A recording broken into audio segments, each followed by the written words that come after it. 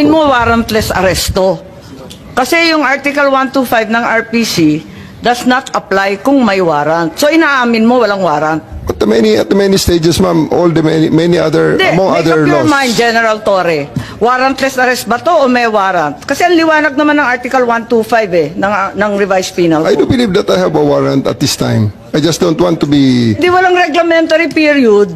Mamili ka. Kapag warrantless arrest, edi may period. Kapag may warrant, walang period. Just the same, ma'am, I have to deliver Hindi him to the pareho judicial yun, proper kapatid. authority. Hindi magkapareho yun. The reglementary period only comes into play when there's a warrantless arrest in accordance with Article 125 of the Revised Penal Code. Di po ba? At saka may kinalaman yun sa delivery of the accused and arrested. Di po ba? And I'm being cautioned by the DOJ, ma'am, that it may be sub judice already to discuss that because of the habeas corpus pending in the Supreme Court, ma'am.